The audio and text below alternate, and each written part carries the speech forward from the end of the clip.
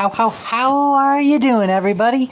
This is the Wolf of Requiem, Requiem Wolf, back with another cyberpunk video. This is, less of, Cyberpunk 2077 and more based on, EdgeRunner. This is me talking about how strong David is. I am going to draw it and use this as my way of drawing. I am horrible at drawing, though. So, I'm not going to be good, but this is to explain why David was able to equip so much more cyberware than everybody else. Like, why he was so resilient to it. Why he was so strong. And, oh, and I will also be going over in this video what a real-life Sandevistan would, like, kind of like what you could use it for, or how it would work, or is it even possible? Which, the answer is yes, it is. That is a badass. See what I mean? I'm horrible at drawing. Anyway,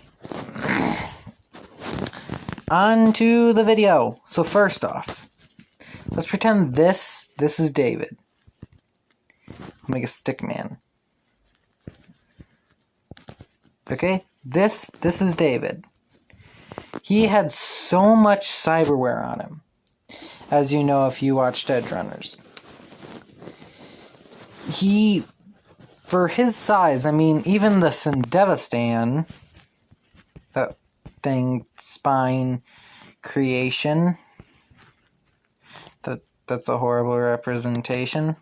No, too big. That big enough? That's big enough.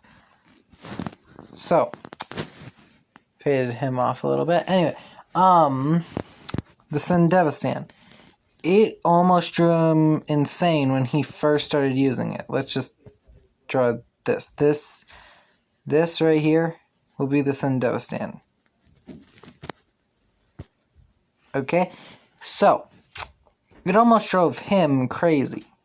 Almost was able to make him go Cyber Psycho in the beginning.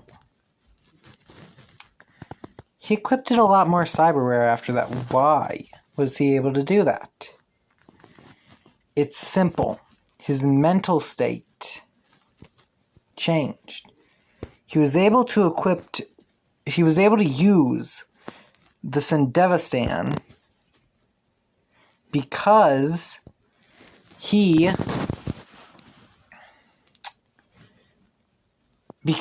grew up the way he did. Cyberpsychosis deals a lot with the mental state. So, David growing up the way he did with his caring mother, Gloria, was able to handle more strain. And the reason it caused strain is technically your brain would need, the Sandevistan would need to use your brain as a processing computer in order to do what the Sandevistan does. But, darn it, my color changed. But, he grew up very lucky in Night City. Like, sure, it was rough, but like, he was making it by. But then he lost his mother, but before then, he didn't have any cyberware. But then, he had his cyberware, and at the beginning, he wasn't able to use it as often. Like, let's say this is the beginning.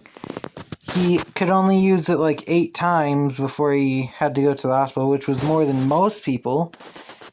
That was because he had a good life. So he was able to use it up to like here. Let's say that's 8. Okay. But now, down here, that looks like a smile.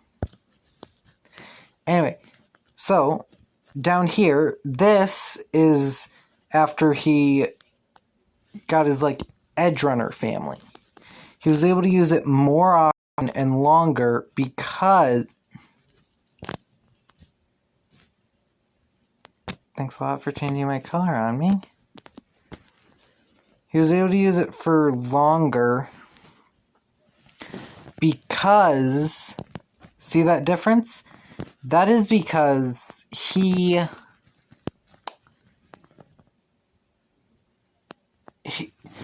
had a good life now with the Sandevistan.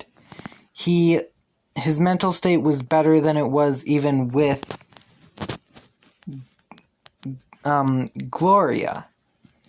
I mean, he still had trauma, but he had a family. This up here, this area, back when he first put it on, he didn't really have a family. He had just lost his mother. He had no father. He was not smiling. On the inside, he was frowning. He was very upset. But later on, he had his family. Now, I've already made spoilers. Okay, well, let's just continue. But most of the EdgeRunner family that he had... Oh my, that really looks like a smile now. They ended up, most of them dying. Especially the ones he saw as, like, real, like, he looked up to them. So, after that, he still was able to use it, but if you notice, the episode after where he used, after where his family died, he used it only, like, once in the next heist, if I'm remembering that right. He only used it, like, once, whereas in any other situation, he would have been using it a lot, right? Like the episode before that, he was using it a lot to try and help Maine. Now, here's the thing. He had just lost his family structure. Here is the thing. Lucy also left, kind of. He still had Lucy, but Lucy wasn't on the mission, so he wasn't able to use it as much on the missions. And as it goes on, he starts to really crush from all this pressure. But Lucy being around would have lessened the pressure. If Lucy had been around on those missions... Okay, here's the part that gets me. Even with me saying all that. If Lucy had been there, okay? Let's say this is episode 9, where he installs the cyber skeleton. If Lucy had been there with him, he would have had... Because Lucy was like his rock in that way, I guess. He really relied on having Lucy with him. Sure, he had his other friends. That's why he was able to last decently with the serums when he installed the cyber skeleton, the amino blockers. But he eventually went.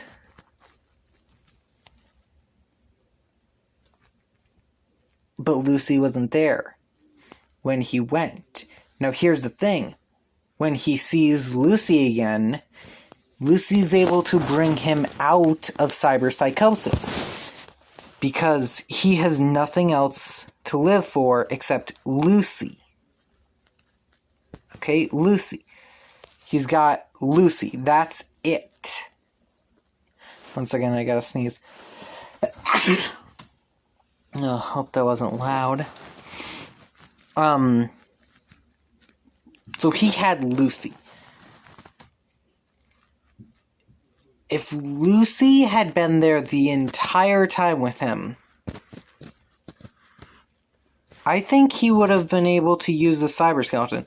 Like, if Lucy hadn't, like... Okay, let me clear all of this.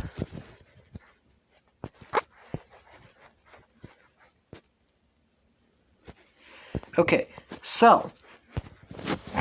If Lucy hadn't left... If Lucy hadn't just went and left the picture, then David probably could have handled the pressure that the cyber skeleton would have put on his mind. Because his body, I mean, he didn't really have much of a body after equipping it. But, like, his body was handling it decently. Like, he used it a lot on top of his Sandevistan. So he was definitely able to handle it physically. Like, if he had mastered it, he might have needed rest every so often. But if Lucy had been there with him through all of his struggle, all that stress that had built up and added, and all that wouldn't have built up, and his mental state would have been perfectly fine to equip the cyber skeleton. So that's just a testament to how strong David is. I mean, David almost went as much Borg as, well, Atom Smasher, and he was still staying on the fringe of Cyber Psycho. And I've actually read this, that Atom Smasher is technically a Cyber Psycho. He's just works for a company that wants him to kill people, and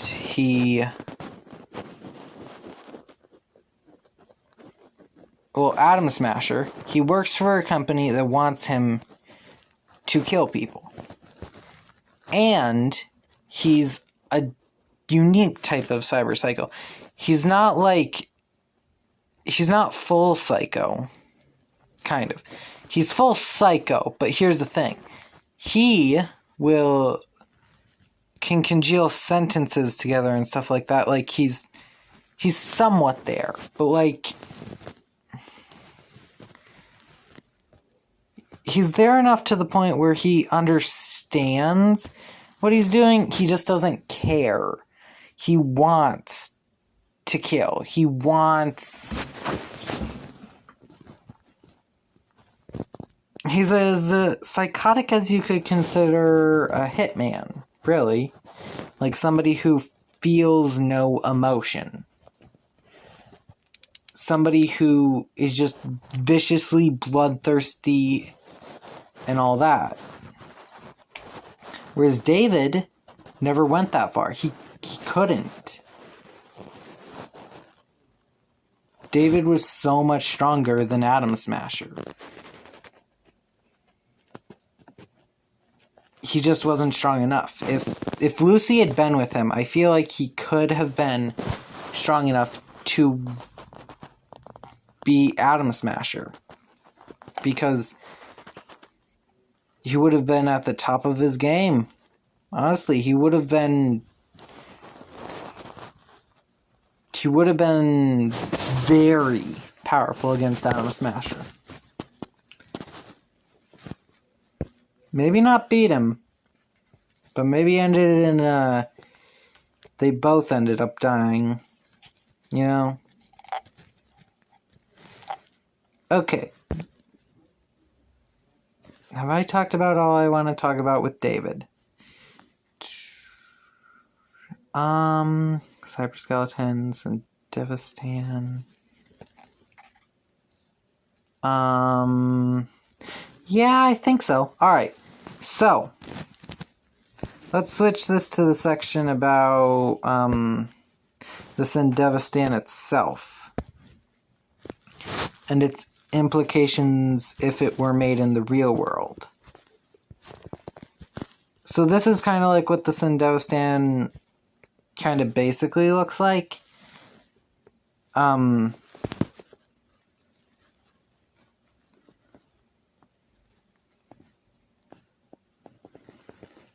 Anyway, it basically looks like this. It's just... It looks different in the actual cyberpunk game and show because, well, they're better artists than me. But in real life, it'd be similar to this, just, you know, better made. Right here, along this entire part that goes down, would be the, this, in order for it to actually work, this would have, you wouldn't replace the spine like what the Sandevistan is meant to look like. It would have this little thing that would wrap around. Like, this part would be a clamp that would hook around the spine, almost creating a shell for the spine. But with this, what are its implications in the real world? Well, I mean, why do we need a Sandevistan? Well, we don't, but right here, these parts along here, yeah, I guess putting nodes on here would make sense. These would hook up to every last one of your nerves. And probably to make it even more effective, you'd need an upgrade to your nerves that, and it still would be the same, just, if you ran, like, cords along your nerves, like, had these really thin wires that, like, went along your nerves and all that, from the Sandevistan all the way along your nerves through your body, it'd be faster. But here's the thing. Sandevistan, your reaction time is 1,000 times stronger. Faster. Because the reason for this is that you are not just... Your spine sends signals from your brain to the rest of your body. Okay? Sends the thoughts from your brain to the rest of your body.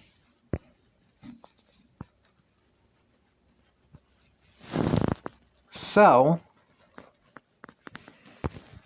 how would this, like,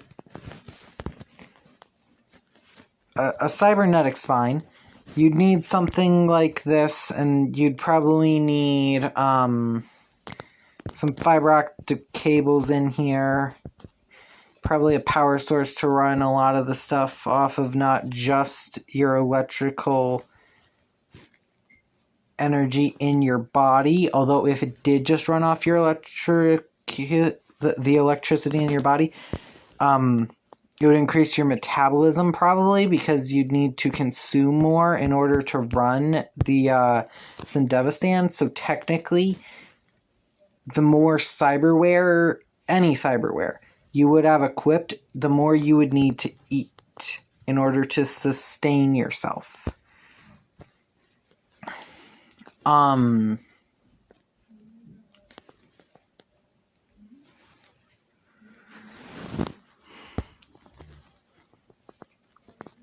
So, but then, what the Sandevistan would do is, it would, sorry, my mind just went blank for a second. The Sandevistan would, so your reflexes, because of this, this cybernetic spine sending the signals 1,000 times faster down. back to your brain, you'd probably have to get an upgrade for your brain that is like allows it to like process messages more, or like an upgrade to your brain, like an extra section that is like a computer that slows down the message, build it into the thing where it slowly inputs all the messages into you, and then that would be, sorry, I'm making this later than I make most of my videos usually, so I'm a little out of it. Plus I just went for a walk. For like a couple hours, so I'm a little out of it. So you'd probably need something in the Sandevistan to process the signals before they got to your brain, back to your brain, so that your brain could process them, finish them up, and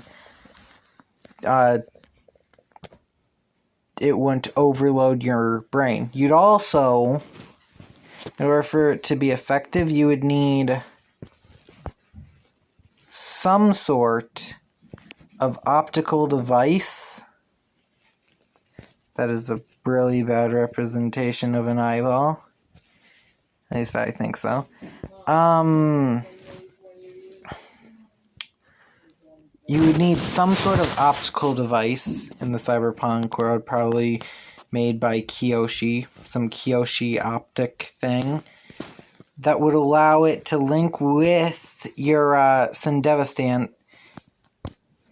using your brain as the middle ground. Using your brain as the middle ground in between these two, so that you would be able to process everything that is going on at the speed you would be moving.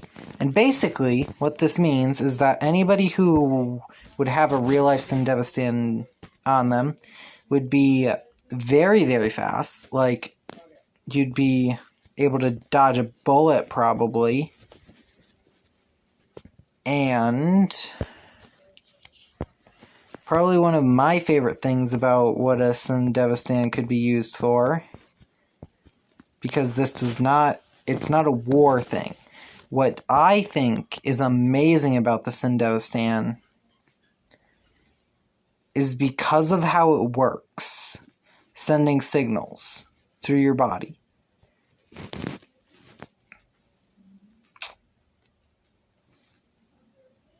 Without a Kiyoshi optic, without any other cyberware, just the Sandevistan alone,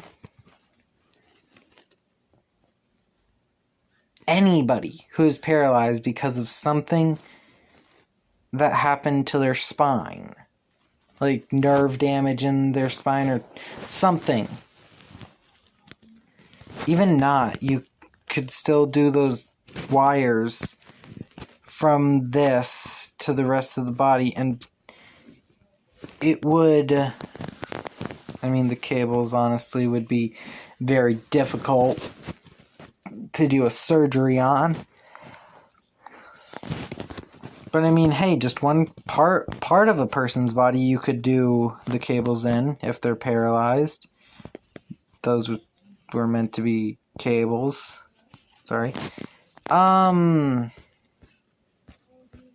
It would cure somebody's paralysis. Like if somebody was paralyzed, you could unparalyze somebody using it. And I think that that is quite an amazing feat. Well, it's a bit of a shorter video today, but that's really all I had to cover about Cyberpunk EdgeRunner, the magnificence of David, and the Sandevistan. So, like, subscribe, and keep watching my content, because I plan to play Cyberpunk 2077 with the Sandevistan. Bow, bow, bow.